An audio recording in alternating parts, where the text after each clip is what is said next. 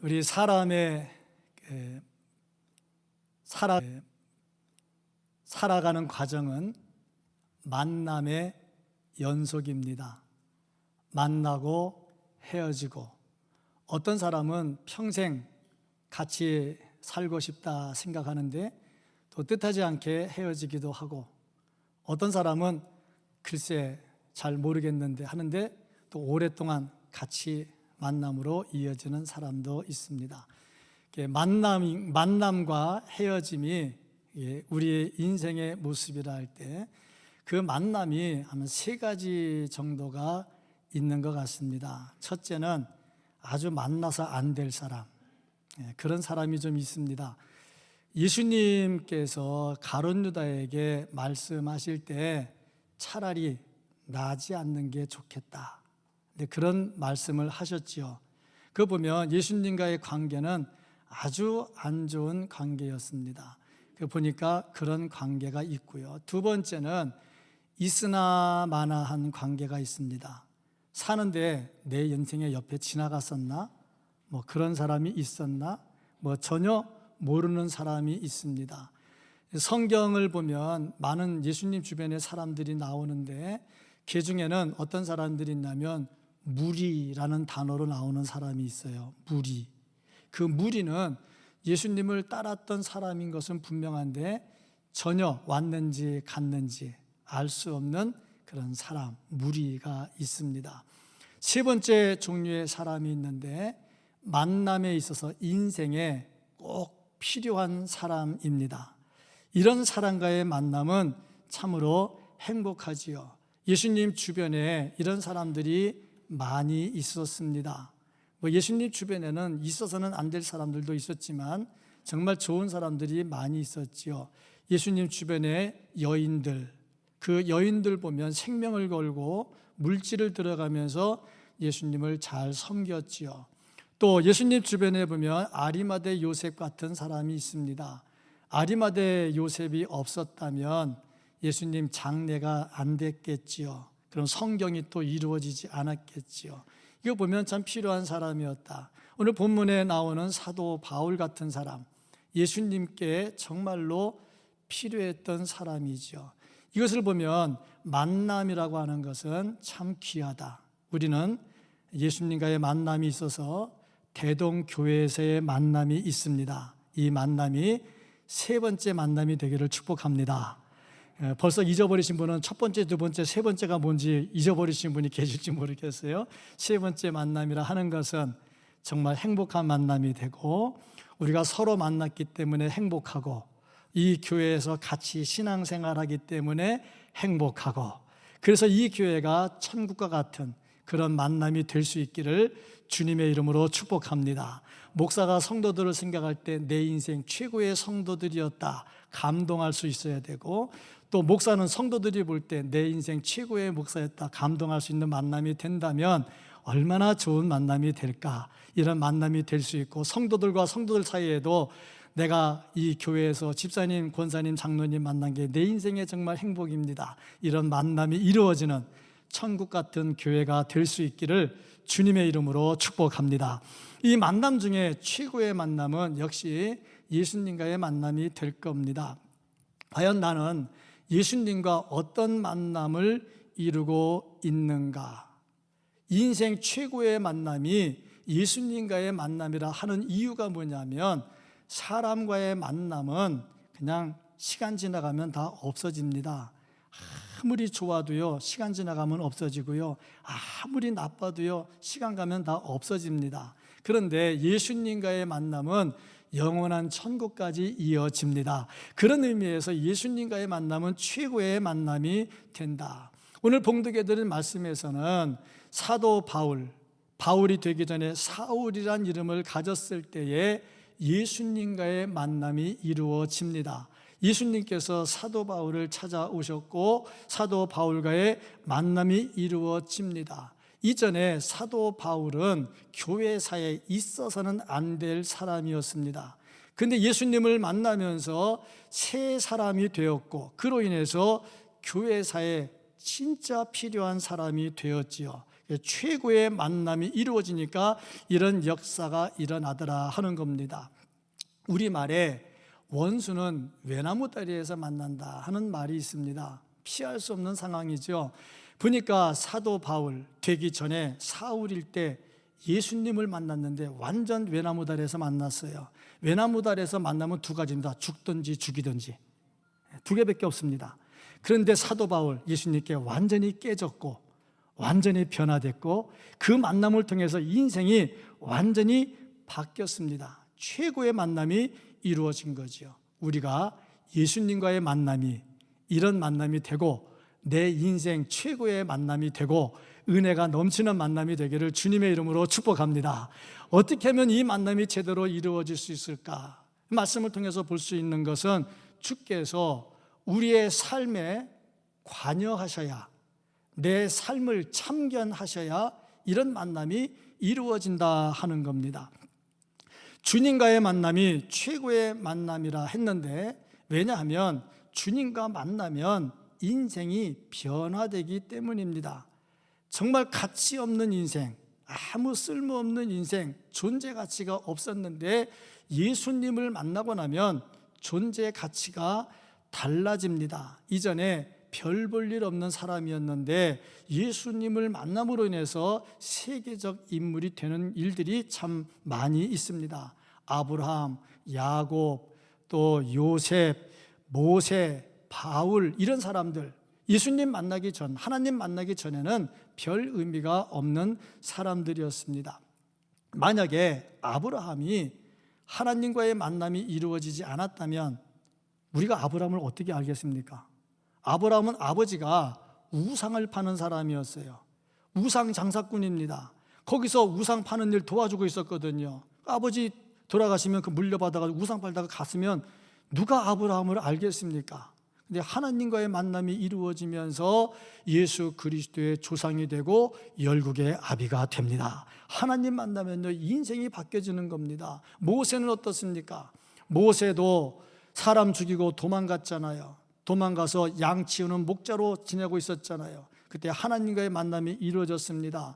하나님께서 찾아오셨고요, 만났고요. 그로 인해서 모세가 출애굽의 대역사를 이루면서 창세기, 출애굽기, 레위기, 민수기, 신명기를 기록하죠. 율법의 대가가 되었지요. 하나님과 같이 대면해서 본 사람이 되었지요. 지금 우리는 모세를 다 알고 있지요. 하나님과의 만남이 이루어지니까 삶의 변화가 일어나게 되더라는 겁니다. 막달라 마리아는 어땠습니까? 귀신 7이나 들었습니다. 귀신 하나만 들어도 제정신이 아닌데, 하나만 들어도 제정신 아닙니다. 그런데 7이 들었으니 그게 사람이겠냐고. 그런데 예수님 만나잖아요. 예수님 만나니까 그 인생이 바뀌잖아요. 성경이 기록된, 성경이 전파되는 모든 곳에 이 여자가 한 일도 전파하라 그랬잖아요. 예수님 만나니까 삶이 완전히 바뀌어지게 됩니다. 사도 바울은 어떻습니까? 예수 만나기 전에, 예수님 만나기 전에 사도 바울은 좀 제법 잘 나가는 사람이었습니다. 팔방미남입니다. 공부 제대로 했지요. 사회적으로 지위 제법 높았지요. 출신 성분 좋았지요. 또 그 계열도 좋았지요. 열정도 있었지요. 누구 못지않는, 뒤지지 않는 정말 잘 나가는 사람이었습니다. 그런데 예수님 만나면서 인생이 완전히 박살나 버렸지요. 자기가 지금까지 살아오던 모든 인생이 완전히 박살나 버렸습니다. 그런데 그 예수님과의 만남은 어떻게 보면 자기 인생이 박살나는 거였지만 예수님 안에서 새 사람이 돼서 세계적인 인물, 하나님의 사람으로 바뀌었다는 겁니다. 이 모든 것이 다 하나님께서 찾아오시고 예수님께서 찾아오셔서 만나서 그 삶을 관여했기 때문에 일어나는 일이라는 거죠. 그러므로 우리가 진정으로 그리스도인으로 살려면 하나님과의 만남이 온전하게 이루어져야 됩니다. 하나님께서 바울을 만날 때 어떻게 만나셨느냐? 좋게 만나지 않습니다. 예수님이 바울을 만날 때 좋게 만나지 않아요. 아주 험하게 만납니다. 어떻게 만났느냐? 바울의 눈을 때려가지고 앞을 못 보게 만들어 버렸어요. 소리를, 천둥 같은 소리를 들려서 정신을 못 차리게 했어요. 참 사랑의 하나님이 왜 이렇게 험하게 했을까? 그리고 보니까 사람마다 다 성격이 달라요. 어떤 사람은 부드럽게 잘 구슬려야 말 듣는 사람이 있고요, 어떤 사람은 막 때려야 말 듣는 사람이 있어요. 제가 제자 훈련하다가 청년들 지금 제자 훈련하고 있는데 물어봤어요. 구슬리면 말 듣냐, 때려야 말 듣냐? 그랬더니 반 정도는 구슬려야 말 듣는데, 근데 한 자매가 자기는 때려야 말 듣는데, 성격이 좀 다르더라고. 다 그 참 사람 성격은 달라요. 제가 오래전에 심우했던 교회에 여집사님 한 분이 전도하러 나가면 말을 막 험하게 막 해요. 너 그따위라면 지옥밖에 못 간다고, 지옥 가면 어떻게 되는 줄 막 하니까 저한테 민원이 들어왔어요. 목사님, 그 사람 좀 단속해가지고 말 전도하러 나갈 때 말 좀 예쁘게 하라고, 왜 자꾸 사람을 협박하냐고. 그래요? 제가 그렇게 전달했죠. 집사님, 그 협박하듯이 하면 안 되잖아. 그랬더니 그 집사님 말 듣고 교회 나온 사람이 또 있다는 거예요. 지옥 간다니까 무서워가지고 예수 잘 믿는 사람도 있다는 거예요. 그러고 보니까 때려야 될 사람이 있고 잘 구슬려야 될 사람이 있더라고. 사람마다 다 다른 것 같아요. 아마 여기서도 지금 제가 이렇게 설교할 때 마음에 닿는 사람이 있는가 하면 아직 양이 안 차는 사람이 있으니까, 양이 안 차는 사람 내가 막 때리는 설교해야 조금 양이 찰지 모르겠어요.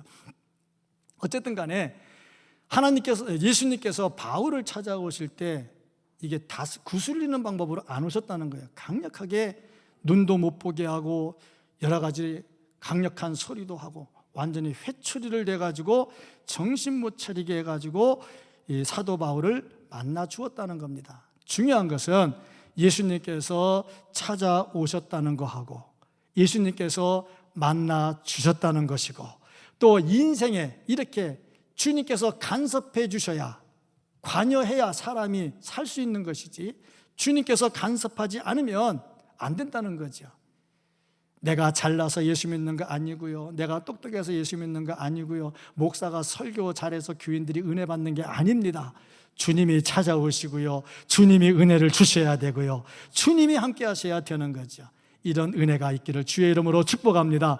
주님의 찾아오심과 주님과의 만남과 주님께서 내 인생에 관여하시는 역사가 우리에게 있기를 주의 이름으로 축복합니다.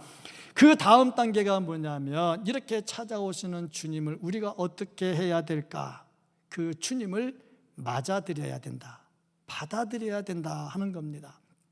주께서 우리에게 은혜를 베풀어 주실 때 거절할 수가 없습니다. 거절하면 매맞습니다. 왜냐하면 거절하면 사도 바울 말했잖아요. 발 뒤꿈치로 이렇게 가시채를 걷어차는 것과 같다고.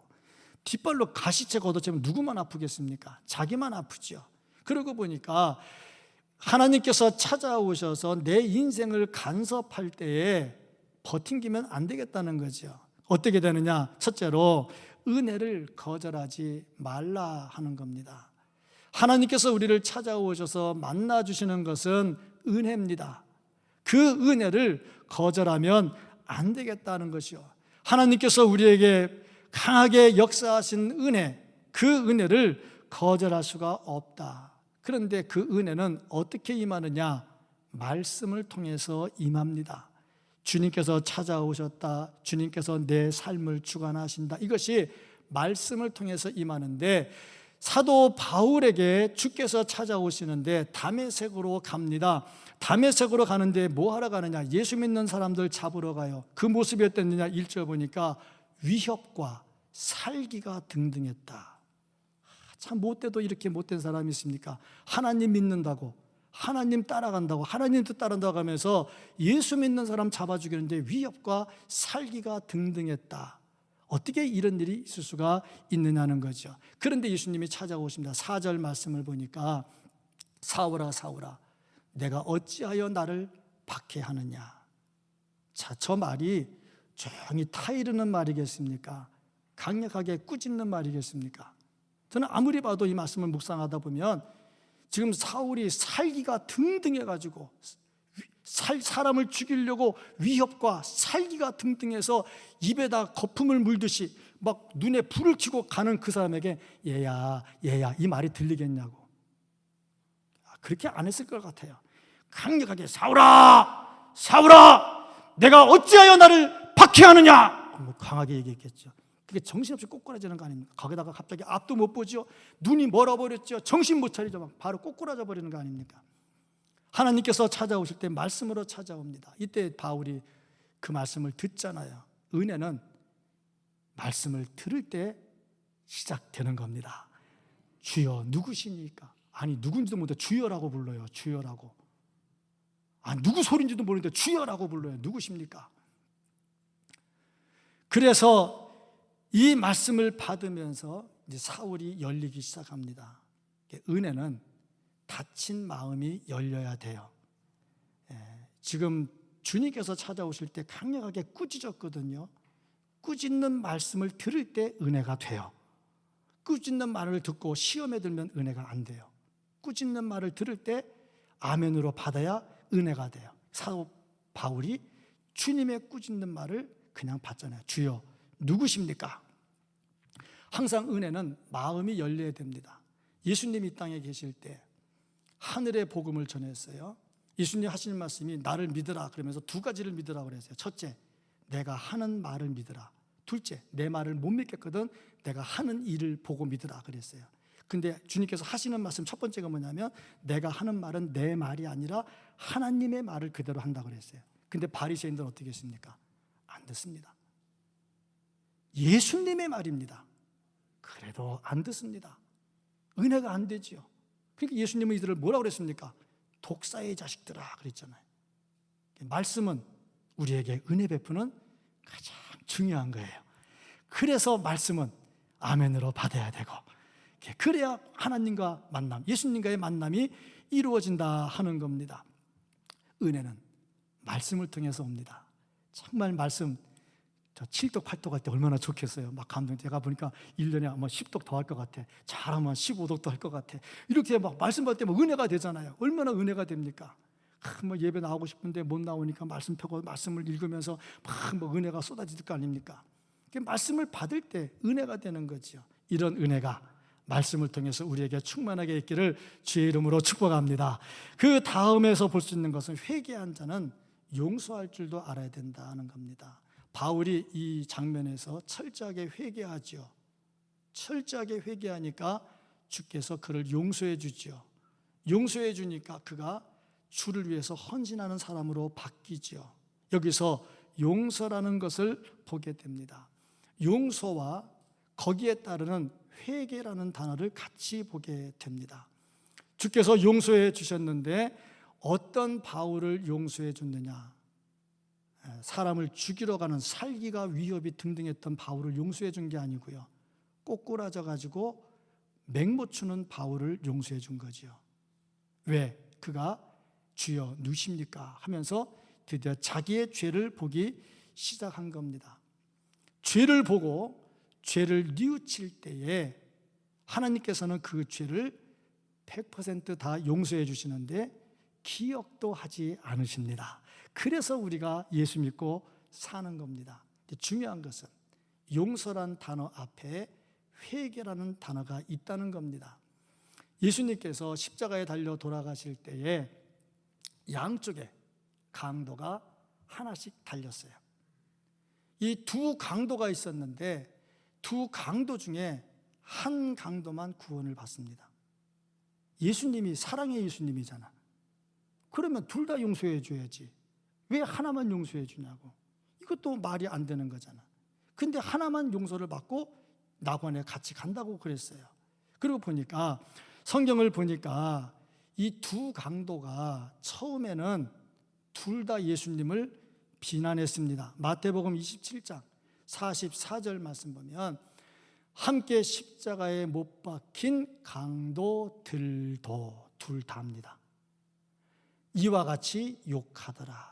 두 강도가 양쪽에 죽어가면서 같이 예수님을 욕했어요. 그러다가 무슨 일이 있었느냐? 누가복음 23장 39절부터 42절까지의 말씀을 보면 달린 행악자 중 하나는 비방하여 이르되 내가 그리스도가 아니냐? 아직까지도 회개가 안 돼요. 너 그리스도라면서 너와 우리를 구원하라 하되, 너 그리스도면 너도 구원하고 우리도 구원해봐. 네가 왜 십자가 왜 죽냐? 그러고 죽으면서도 완악했어요. 회개란 단어가 없어요. 그러니 어찌 이가 천국에 가겠냐고. 그런데 하나는 어땠느냐? 그 사람을 꾸짖습니다. 내가 동일한 정죄를 받고서도 하나님을 두려워하지 아니하느냐. 벌써 하나님에 대한 두려움이 생긴 거야. 회개가 되니까 하나님이 두려워지죠. 회개하지 않은 사람은 하나님이 두렵지 않아요. 회개하니까 두려워지죠. 우리는 우리가 행한 일에 상당한 보응을 받는 것이니 이에 당연하거니와 이 사람이 행한 것은 옳지 않은 것이 없느니라 하고 이르되. 언제 봤어? 언제 봤냐고. 근데 벌써 알잖아. 예수여, 당신의 나라에 임하실 때 나를 기억하소서 하니 예수께서 이르시되 내가 진실로 내게 이르노니 오늘 내가 나와 함께 낙원에 있으리라 하시니라. 자, 진정한 회개가 이루어지잖아. 진정한 회개가 이루어지니까 용서라는 게 오는 겁니다. 한쪽 강도는요, 끝까지 회개하지 않습니다. 회개하지 않는 자를 용서하면 어떻게 됩니까? 회개하지 않는 자 그냥 예수님이 되고 천국 가보세요. 천국이 어떻게 되겠어요? 그런 자들의 판이 되어버리지 않겠습니까? 그러니까 주께서는 회개하지 않는 자에 대한 이런 말씀을 합니다. 그러다 보니까 성도들 간에 논란이 또 생겨요. 왜 논란이 생기냐? 성경을 보면요, 용서해 주라는 말 많거든요. 참 많습니다. 얼마나 많은지 용서해라 용서해라 많은데 마태복음 18장 21절부터 22절까지 말씀을 보면 그때 베드로가 나와 이르되 주여 형제가 내게 죄를 범하면 몇 번이나 용서해 주리이까? 7번까지 하오리이까? 예수께서 이르시되 내게 이르노니 7번뿐 아니라 7번을 70번까지도 할지니라. 저 말은 끝까지 용서해 주라는 겁니다. 이게 기독교 아닙니까? 끝까지 용서해 줘야죠. 490번 용서가 아닙니다. 끝까지 용서입니다. 끝까지 용서를 해줘야 된다. 그래서 우리는 예수님 주기도문도 그랬습니다. 우리가 우리에게 죄 지은 자를 사하여 준 것 같이 우리 죄를 사하여 주옵시고. 내가 하나님께 죄를 용서받으려면 나도 다른 사람을 용서해 줘야 돼요. 그러니까 내가 용서받으려면 다른 사람 용서해 줘야 돼요. 그러니까 평생 살면서 나는 너 절대 용서 못해. 그러면 안 되죠. 용서해야죠. 주님이 하라고 그랬는데, 그래라도 하나님께 용서를 받는데 용서해야죠. 그러니까 원한 맺고 살면 안 되고 평생 왼수로 살면 안 되고 용서하고 살아야 됩니다. 아멘. 용서는 해야 되죠. 용서 안 하면 안 되죠. 그런데 또 한 가지 말씀이 우리에게 오는 게 있다는 거지요. 과연 무조건 용서냐 할 때에 그 전제 조건이 회개라는 단어가 들어간다는 겁니다. 마태복음 18장 15절로 17절 말씀입니다. 이 말씀은 조금 전에 했던 7번을 70번이라도 용서해 주라는 그 말씀 바로 앞에 있는 겁니다. 내 형제가 죄를 범하거든 가서 너와 그 사람과만 상대하여 권고하라. 일단 죄를 지으면 그 죄를 밝히면 안 돼. 조용히 가서 너 이렇게 죄 지으면 안 돼. 하지 마. 하고 가서 개인적으로 얘기를 하라는 거예요. 만일 들으면 내 형제를 얻은 것이에요. 저 회개한 거 아닙니까? 회개하면 형제 얻는 겁니다. 만일 듣지 않거든 한두 사람을 데리고 가서 그 다음에 다른 사람을 한두 명을 더 데리고 가. 왜? 증인이거든. 2명은 증인입니다. 증인을 데려가서 두세 증인의 입으로 말마다 확증하게, 너 죄가 이거야, 너 이거 잘못했어, 확실하게 전달하라는 거예요. 만일 그들이 말도 듣지 않거든, 그 회개를 안 해. 그러면 어떻게 합니까? 교회에 말해. 그 교회에서 그 말을 가지고 교회 이름으로 찾아가. 그래도 듣지 않거든 이방인과 세리와 같이 여기라. 교인이 아니라는 겁니다. 하나님의 사람이 아니라는 거죠. 누구 말씀입니까? 예수님 말씀입니다. 예수님의 말씀이 그렇다는 겁니다. 그리고 그 다음에 용서를 7번을 7번 용서를 말씀하시면서 그 다음에 또 누가복음 17장 3절 4절 말씀을 보면 너희는 스스로 조심하라. 만일 내 형제가 죄를 범하거든 경고하고. 죄를 범한 자는 반드시 경고를 해야 됩니다. 그 다음에 어떻게 되느냐? 회개하거든 용서하라. 용서 전에 나오는 단어가 회개입니다. 회개하거든 용서하라. 만일 하루에 7번이라도 내게 죄를 짓고 7번 내게 돌아와 내가 회개하노라 하거든 너는 용서하라 하시더라. 물론 저 회개가 거짓, 용서받기 위한 거짓 회개가 되면 안 되겠지요. 진정성 있는 회개가 되어야 되겠죠. 진정성 있는 회개가 되면요, 용서를 해야 됩니다. 그 왜 용서 안 합니까? 용서해야죠. 우리도 용서받고 사는 사람들인데, 중요한 것은 회개가 안 되는데 계속 용서하면은 뭐가 되냐? 그 교회 자체나 모임 자체나 다 이상하게 되는 거야. 그래서 하나님께서는, 주께서는 우리에게 말씀을 주실 때에 회개한 자들에 대한 용서를 하라는 거죠. 고린도 후서 13장 2절 보면요, 바울은 더 심하게 말합니다. 내가 이미 말하였거니와 지금은 떠나 있으나 두 번째 대면하였을 때와 같이 전에 죄 지은 자들과 그 남은 모든 사람에게 미리 말하노니 내가 다시 가면 용서하지 아니하리라. 아주 굉장히 강하게 얘기를 합니다. 용서 안 하겠다, 굉장히 얘기를 하죠. 그 다음에 베드로 사도는 뭐라고 말했냐면 2장 4절부터 5절까지 말씀해 보면 하나님이 범죄한 천사들을 용서치 아니하시고, 용서 안 한답니다. 범죄한 자를 용서하지 않는다고 그래요. 지옥에 던진다고 그래요. 어두운 구덩이에 두어 심판 때까지 지키게 하셨으며 옛 세상을 용서하지 아니하시고 오직 의를 전파하는 노아와 그 7 식구를 보존하시고 경건치 아니한 자들의 세상에 홍수를 내리셨으며 싹 쓸어버렸습니다. 기회를 줘요. 용서하려고 기회를 줍니다. 그런데 회개를 안 해요. 그러면 하나님께서 주시는 것은 뭐냐? 심판밖에는 없다는 거죠. 이건 우리가 겁먹을 말이 아니야. 왜 겁먹을 말이 아니냐면 답이 있잖아. 회개하면 되잖아. 회개하면 용서되잖아. 회개하면 동이 서에서 먼 것 같이 다 떨쳐버리고 기억도 아니하신다고 그랬는데 회개하면 답이 있잖아. 사도 바울이 회개했잖아. 이전에 살기가 등등해가지고 위협과 살기가 등등해서 대제사장에게 가가지고 여러 사람을 잡아 가두고 죽일 증명서를 받아가지고 그 살기 부리며 가다가도 회개하니까 하나님 받아주시잖아. 그게 우리가 사는 길 아닙니까? 우리 중에 의인이 어디 있습니까? 우리 중에 의인 없습니다. 다 죄인입니다. 그런데 우리는 의인입니다. 왜 의인입니까? 회개했거든요. 주께서 용서해 주셨거든요. 그러니까 사는 거 아닙니까? 이 하나님의 은혜 때문에 우리가 살 수가 있는 겁니다.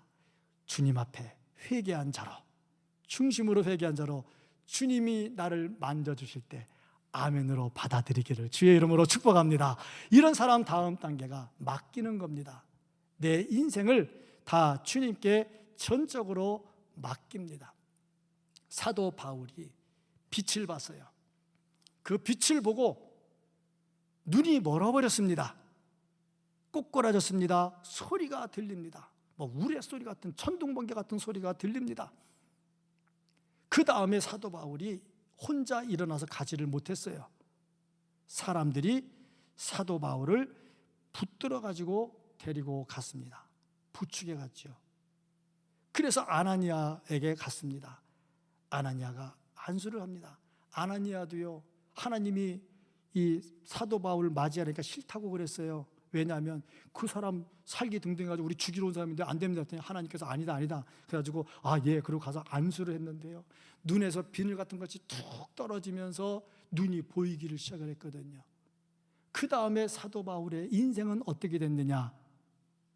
아나니아한테 갈 때는 사람들에게 붙들려 갔는데 아나니아에게 안수받은 다음부터는 하나님께 붙들려 살았습니다. 하나님께 붙들려 사는 인생은요, 행복한 인생입니다. 기차가 열심히 막 달려가려면요, 레일을 벗어나면 안 돼요. 레일 벗어나면요, 기차는 탈 사람은 다 무너져 버려요. 레일로 가야 안전하게 갈 수가 있어요. 물고기가요, 살려면요, 물에서 나오면 안 돼요. 물속에 들어가야 돼요. 마찬가지로 우리가 진정 그리스도인으로 살려면 어떻게 살아야 되느냐? 주님께 붙들려야 돼. 누가 붙들리느냐? 다메섹에서 예수님을 만난 바울이 만난 다음에 붙들린 거예요. 그러니까 예수 안 만난 사람은 붙들리지 않아. 내가 예수께 붙들린 사람을 안 하는 사람은 어떤 사람이냐? 예수 안 만난 사람이요. 제가 어느 글을 읽었는데 그 글 중에 이런 게 나와요. 교회에서 제일 무서운 사람 한 사람이 있대. 누군가 하루 눈이 확 뜨이더라고. 그랬더니 사도 바울이 다메섹에서 예수님을 만나기 전과 같은 사람. 참 말이 너무 길어요. 예수 만나기 전에 바울 같은 사람이 교회에 있으면 제일 무섭대. 왜 그런가 그러고 봤더니 사도 바울이 자기 잘못했다고 생각한 적 없잖아요. 학력 남한테 안 밀렸잖아요. 바리새인이었잖아요. 율법의 대가였잖아요. 그리고 하나님을 믿는 사람이었잖아요. 하나님을 너무 잘 믿으니까 예수가 이단이라고 생각을 했고, 예수님을 이단이라고 생각했으니까 예수님을 따라다니는 사람을 잡아 죽이려고 그 열받아 다녔잖아요. 그때 사도 바울이 나는 잘못했어, 나는 못나서 그렇게 말한 적이 없어요. 나는 올바러, 나는 신앙이야, 나는 하나님의 사람이야, 하나님의 말씀대로 해. 그러고 살았던 사람이 사도 바울 아닙니까? 그때가 언제입니까? 예수님 만나기 전이잖아. 예수님 만나기 전이잖아. 그러니까 교회에 이런 사람이 있으면 정말 무섭다는 거예요. 자기가 의인이야, 자기가 하나님이야. 얼마나 무서운지 모른다는 거예요. 그런데 이 사람이 하나님의 사람으로 쓰임 받았잖아. 왜? 만났잖아. 예수님을 만났잖아요. 예수님을 만나니까 삶이 바뀌었잖아요. 이전에 살기 등등해서 가던 사람이 주를 위해서 헌신하는 사람이 됐잖아요. 그래서 매도 맞았지요, 감옥에도 갇혔지요, 굶기도 했지요, 태장 또 돌에 맞아 죽을 뻔도 했지요, 독사에 물리기도 했지요, 풍랑을 만나서 죽을 뻔하기도 했지요. 그래도 열정적으로 주를 향해서 복음을 들고 가더라는 거 아닙니까? 왜? 주님을 만났거든요. 그래서 교회에서 가장 좋은 사람은 어떤 사람이냐? 예수님을 만난 사람입니다. 예수님을 만난 사람입니다. 예수님을 만나기를 주의 이름으로 축복합니다. 예수님 못 만나면요, 무늬는 그리스도인이에요. 껍데기는 예수 믿는 사람입니다. 그런데 진짜 그리스도인은 아닙니다. 누가 그리스도인이냐? 사도 바울이 다메섹에서 예수님을 만난 것처럼 예수님을 만난 사람이 진짜 그리스도인입니다. 이런 그리스도인들 주님과의 만남이 있기를 주의 이름으로 축복합니다. 자, 그런데 이 말씀을 통해서 보니까 참 답이 나오네요. 하나님은 우리를 사랑하셔서 찾아오셔요. 예수님이 찾아오셔요. 내 인생을 간섭하셔요. 관여하셔요. 이때 내가 아니라고 거부하면 안 되고요. 아멘으로 받아야 돼요. 아멘으로 받은 다음에 어떻게 해야 되느냐? 그 주님께 붙들려서 끌려가는 삶을 살아야 돼. 이건 자유가 없는 게 아니라 오히려 그 안에서 무궁무진한 축복이 우리에게 주어지게 되는 것이라 하는 겁니다. 우리는 주님을 만나야 됩니다. 주님을 만나야 됩니다. 코로나19 뚫고 교회 나오는 거 쉽지 않습니다. 어렵습니다. 나왔는데 주님과의 만남이 없이 몸만 나와 있다면 이 얼마나 안타까운 일입니까? 지난주에도 말씀을 전했습니다마는 몸만 나와 있으면 가인의 제사밖에 안 되잖아요. 아무 의미가 없잖아요. 주님과의 만남이 있어야 되고요. 주님의 음성이 들려야 되고요. 주님의 음성은 아멘으로 받아야 되고요. 그러면 내 인생이 진정으로 행복한 인생이 될 수가 있습니다. 바울, 주님 만났습니다. 인생이 다메섹에서 바뀌었습니다. 주님을 위한 헌신하는 사람이 됐습니다. 주님 만날 때 모습은 광야였습니다. 광야는 말씀을 들리게 해줍니다. 제가 일부 예배 때도 말씀을 드렸는데 어제 장로님하고 카페에서 차를 한잔 하는데 어느 교회 장로님 얘기를 하시더라고요. 장로님인지 아닌지 제가 그 직분은 잘 모르겠습니다. 어느 분 얘기를 하시던데 서울대학교를 나오셔가지고 유학을 해서 박사학위를 받고 지금 이쪽에 대전에서 교수로 계시는 분 얘기를 하던데, 아내는 예수를 잘 믿는 모태신앙 가정에서 자랐는데 남편은 예수를 안 믿는 완강한 거부하는 사람이었다고 합니다. 그런데 이분이 예수 얘기만 너무 싫은 거죠. 그래도 이제 미국 유학 시절에 공부를 하는데 외롭잖아요.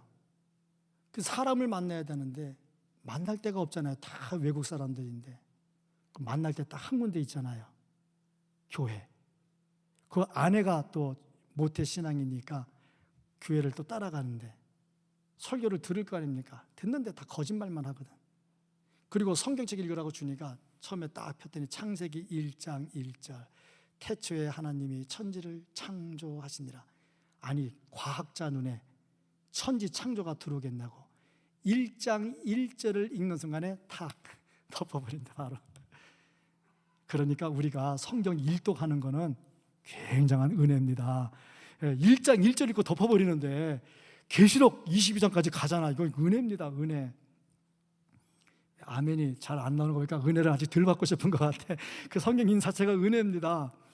근데 이분이 의사 진단을 받았는데 암 3기가 됐답니다.